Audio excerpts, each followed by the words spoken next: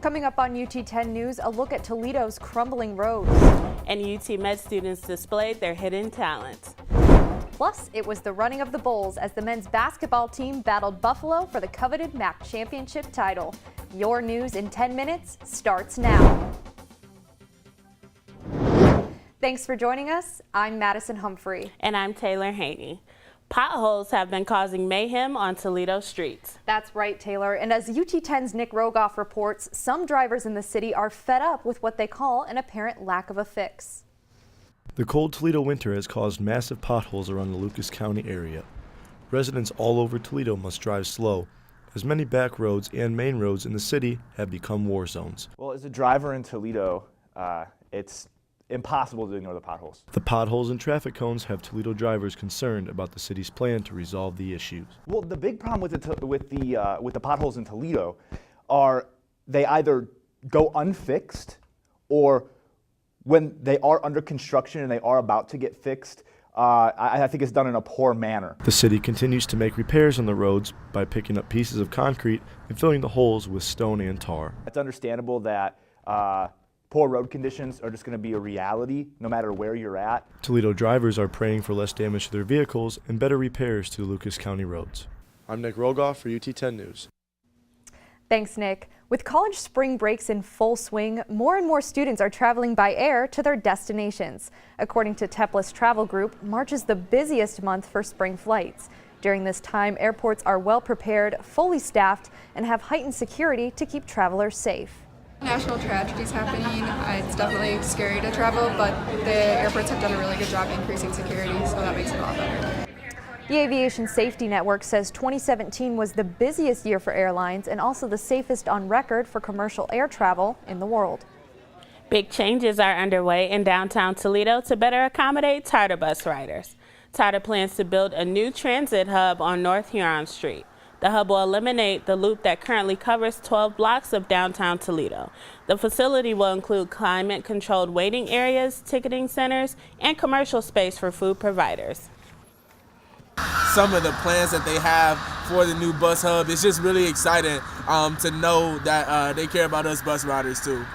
Construction on the hub will begin this spring and will be open in early 2019. At the start of the fall semester, the university implemented a new 15-week schedule. Students have had mixed emotions about the change. Here's UT10's Zach Gogol. The university has adjusted its semester scheduling by shrinking it from 16 weeks to 15 weeks. The Board of Trustees approved this to allow more time for internships and research. With the change in the scheduling, it lines up with peers as in Ohio State, Akron, and Kent State. I feel like I benefited well from this new change. I had more time to work on my internships and work on my work outside of school. Give me more time to study, and I think that's an overall plus. This is not the only change to the university. The board has agreed to raise room and board campus housing by 2% and meal plans by 1%.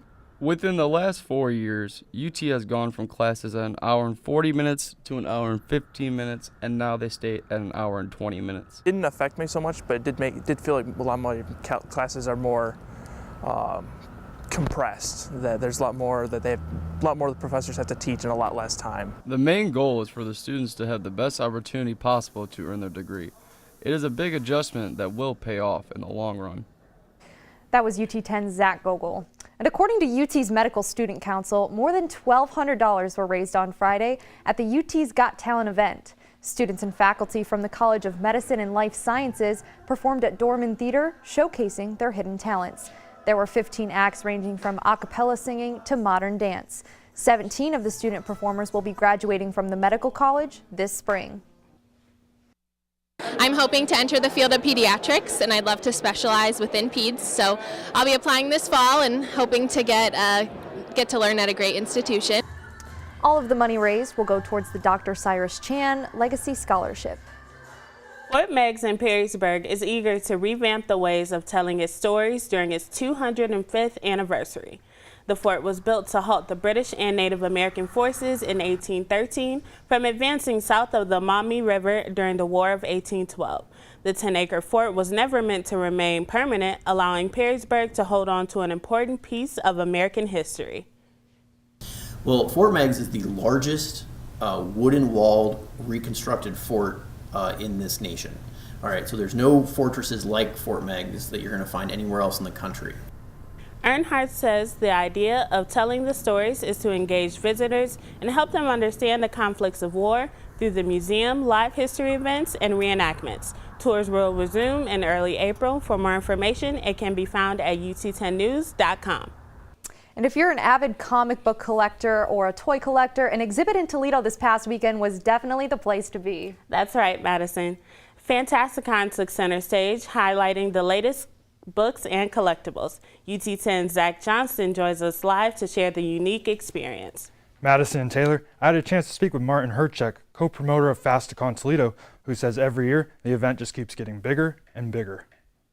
Comic book enthusiasts and toy collectors filled the Seagate Convention Center in downtown Toledo this past weekend in search of the latest and greatest collectible items. This is our 4th year in Toledo, and it's been great.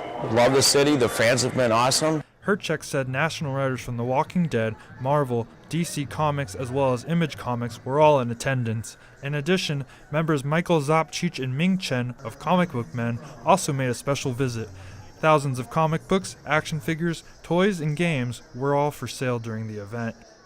He says he hopes for great success, with next year being the 5th anniversary of the event. I'm Zach Johnston for UT10 News.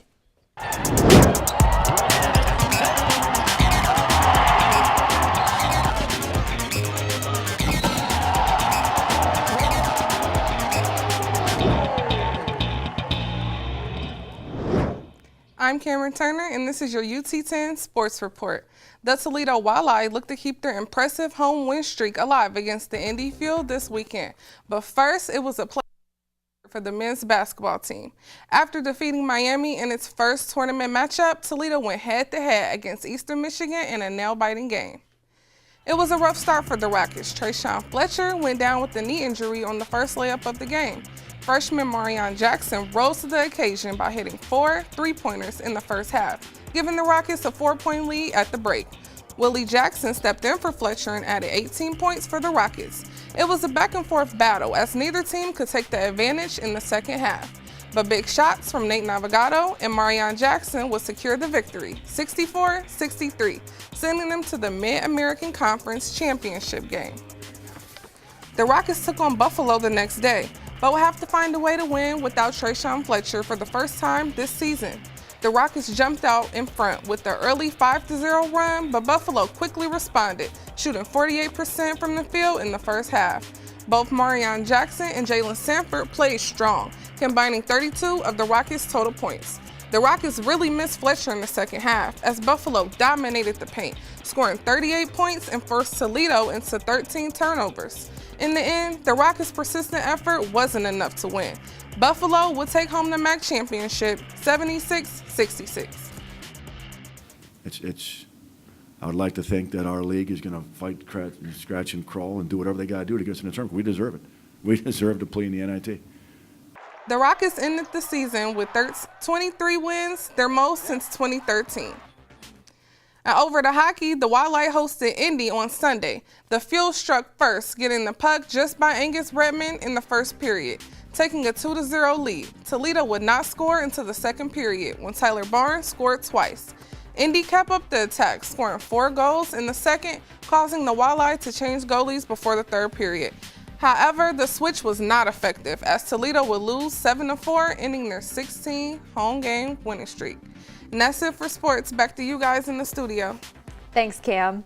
That's it for UT10 News. For the latest breaking news from campus and bios from all UT10 reporters, go to our website, ut10news.com. And remember, you can watch the live stream of our newscast production every Tuesday at noon on our YouTube channel. For Taylor Haney, Cameron Turner, and all of our crew, I'm Madison Humphrey. Have a great week and stay tuned for more news from the UT campus.